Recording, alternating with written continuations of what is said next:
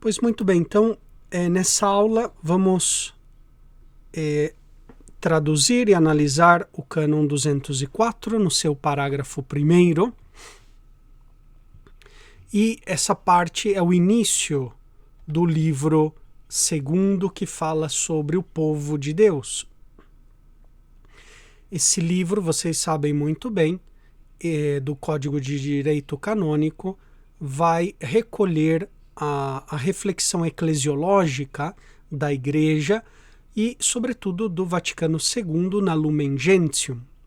Então, esses primeiros cânones, eles vão ser, sobretudo, enfatizar a parte teológica.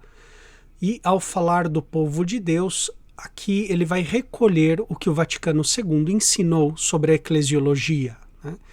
E é interessante que vão aparecer vários conceitos. Primeiro, já no título, o conceito da igreja como povo de Deus. Lembrando que aqui igreja não é entendido em sentido sociológico. A igreja tem uma parte também sociológica. Nós vamos ver um dos cânones que diz que a igreja está organizada neste mundo como uma sociedade. Mas a igreja não é só vista de um ponto de vista sociológico, mas do ponto de vista teológico. Assim como no Antigo Testamento, Deus escolhe um povo, o povo de Israel, e o prepara para ser um povo profético, sacerdotal e real. Assim também o novo povo de Deus, que é a igreja, ela é redimida por Cristo.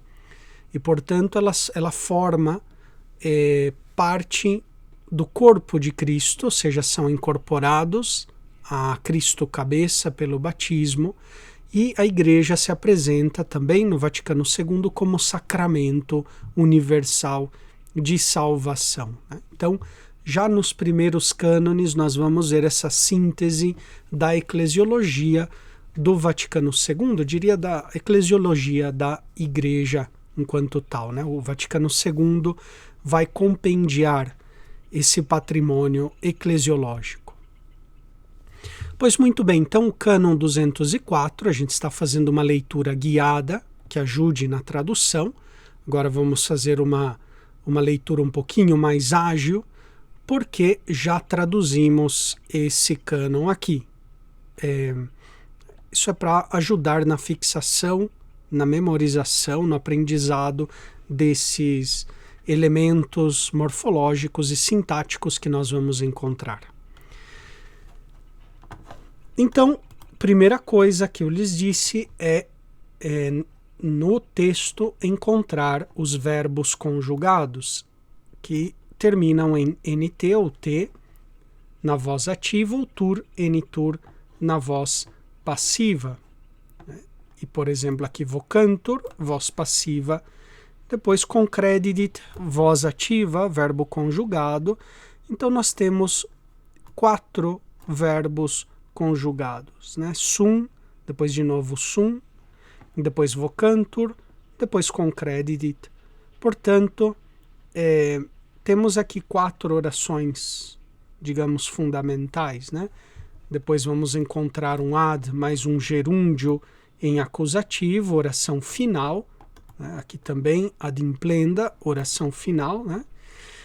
Ok, que poderíamos dizer, além dessas 4, outras 6 que nós vamos encontrar em um primeiro momento, né?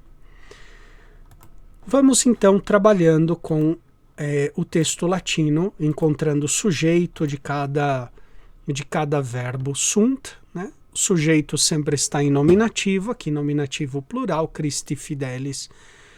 Os fiéis são qui, aqueles que. Ut pote poderíamos traduzir pela conjunção como, ou visto que, né? Então, ut pote, se temos dúvida, podemos consultar o dicionário latino. Aqui eu recomendo esse dicionário online, Ernesto Faria, né? Ut pote. Como, visto que, como eu lhes disse. Então, nós temos essa possibilidade de tradução. Os fiéis são aqueles, olha só, esse pronome relativo também está no plural, porque concorda com Christi Fidelis. Então, são aqueles que, poderíamos traduzir, visto que incorporati Cristo per baptismo, ou seja, incorporados a Cristo per baptismo, ou seja, pelo batismo. Então, os fiéis são aqueles que, visto que incorporados a Cristo pelo batismo, claro que aqui estou fazendo uma tradução o mais literal possível, né, o mais próxima possível do texto latino. Claro, quando se faz uma tradução para publicação, para venda, se melhora um pouco o texto, né? Eu faria uma tradução aproximadamente assim, né? Os fiéis são aqueles que, incorporados a Cristo pelo batismo, né? E praticamente eliminaria esse ut pote, que está dando um sentido causal, visto que eles são incorporados ou foram incorporados a Cristo pelo batismo. Aqui é um particípio passado, né? Então dá um sentido de pretérito, visto que foram incorporados a Cristo pelo batismo. Sum constituti in populum Dei. Então, verbo ser mais o particípio da voz passiva, né, o particípio do pretérito, nós temos então uma voz passiva. Foram estabelecidos, foram constituídos in populum Dei, ou seja, como povo de Deus, literalmente para o povo de Deus, né, no povo de Deus. Entraram, em outras palavras, na constituição do povo de Deus, são agora constituídos como povo de Deus. Poderíamos também traduzir assim. Então, de novo, os fiéis são aqueles que, visto que incorporados a Cristo pelo batismo, ou visto que foram incorporados a Cristo pelo batismo, foram constituídos como povo de Deus. Atque e ac ratione, ou seja, por essa razão, por este motivo, ac ratione, essas palavras estão em ablativo. Por esta razão, facti participes suo modo, ok? Então temos que vir aqui para esse particípio pretérito, né? Feitos partícipes, ou seja, tendo se tornado partícipes, suo modo, a seu modo, muneris sacerdotalis profetici et regalis Christi, ou seja, feitos partícipes a seu modo do munus sacerdotal, profético e real Christi, de Cristo. Isso daqui eu falei para vocês que era uma inclusão, né? Então, nós temos aqui um genitivo, esses adjetivos sacerdotal, profético e real concordam com muneris, e no meio ele coloca esse outro genitivo, ele inclui no meio esse outro genitivo que está dentro dessa locução. Então, até aqui ficaria assim. Os fiéis são aqueles que, visto que foram incorporados a Cristo per baptismo, pelo batismo, sum constituti in populum Dei, né? In populum Dei sum constituti, ou seja, foram constituídos como povo de Deus. Atque, e além disso, poderíamos dizer, né? Atque é um e, é como um et, só que ele é mais forte, marca uma divisão muito mais forte, né? Poderíamos traduzir como e além disso. E além disso, por essa razão, feitos partícipes a seu modo do munus sacerdotal, profético e real de Cristo, Depois outro inciso aqui, né? Secundum propriam conditionem cuiusque. Então, segundo a própria condição de cada um. Aqui nós temos um pronome indefinido, quisque. Então, aqui é um genitivo. E só varia a primeira parte, o cuius. Então, segundo a própria condição de cada um. Vocantur, verbo conjugado.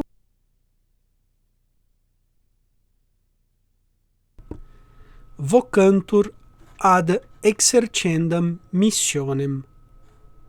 Aqui, enitur é característica de voz passiva, terceira pessoa do plural.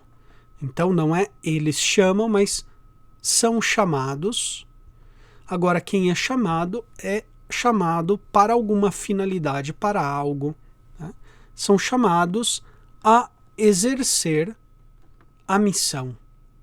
Então, os fiéis, né, que incorporados a Cristo pelo batismo, feitos povo de Deus, partícipes do mundo sacerdotal, profético e real de Cristo, segundo a própria condição de cada um, agora eles são chamados a exercer a missão. Então, ad mais gerúndio em acusativo, oração final. Né? Tem uma finalidade. Então, do ser cristão, deriva um agir cristão. Né? O agir, ele provém, ele segue o ser, ele provém do ser. Então, o ser cristão, que é ser corpo de Cristo, ser povo de Deus, um povo sacerdotal, profético, etc., né? Tudo isso é o ser cristão. Do ser cristão deriva também um agir cristão. Portanto, uma vocação. Eles estão chamados ad exercendam missionem. Ad missionem exercendam vocantur. Ou seja, são chamados a exercer a missão. E agora continua ainda dizendo que tipo de missão é esta. Com um pronome relativo aqui, o quam. Aqui também já apareceu um pronome relativo, qui, masculino plural, aqui um quam, feminino singular no acusativo, porque o verbo conjugado vai pedir um acusativo. Tá? Ok, vamos analisar o verbo conjugado. O verbo concredo significa confiar, entregar. Né? Então, só que aqui é um passado concredidit, confiou. Agora, quem confiou? O sujeito é Deus, nominativo. Deus confiou. Deus confiou o quê? Missionem. Só que como missione não está dentro dessa oração aqui, quem está no lugar do substantivo é o pronome relativo. Né? O pronome substitui ou acompanha um nome. Nesse caso aqui está substituindo a palavra missionem. Por isso está no acusativo, é o objeto direto do verbo concredidit. E é feminino, porque missionem é feminino singular. Né? Então, Deus confiou a qual missão Deus confiou. E quem confia algo, ou seja, a missão, o quam, a alguém. Que esse alguém é objeto indireto, dativo. Ecclesiae está no dativo. Né? Que Deus confiou à igreja, aqui tem um gerúndio em acusativo,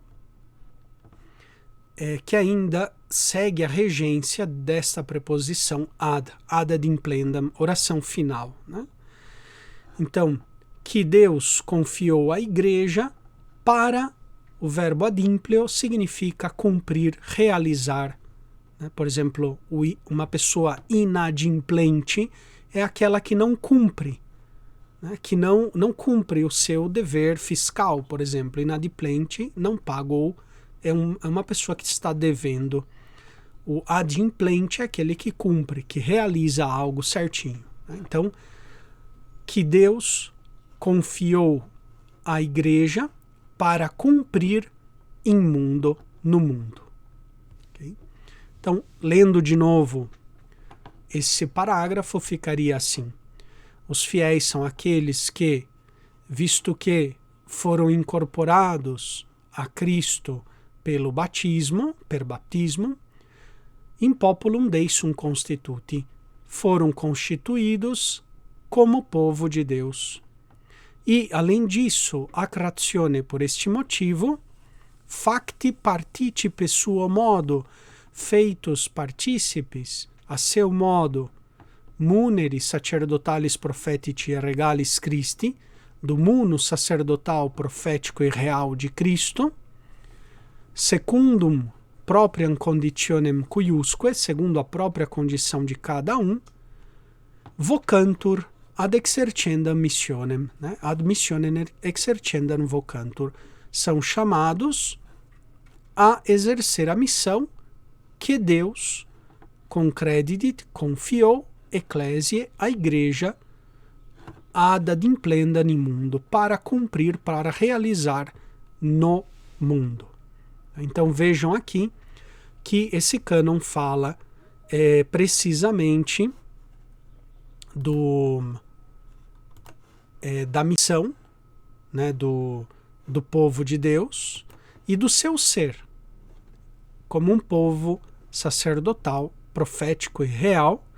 Portanto, o batismo vai nos incorporar a Cristo, e o cânon fala que o fiel é a definição de fiel, ou seja, aquele que está batizado. Então, quando o Código de Direito Canônico fala de fiel, ele está mencionando, está se referindo ao batizado, que está em comunhão com a igreja, com o Papa e com os bispos em comunhão com o Papa. Essa é a noção de de fiel. Né? Não importa se ele é fiel clérigo ou um fiel leigo. E depois se falará dos direitos e deveres de todos os fiéis, né? Indistintamente. Então nós temos aqui a análise deste primeiro parágrafo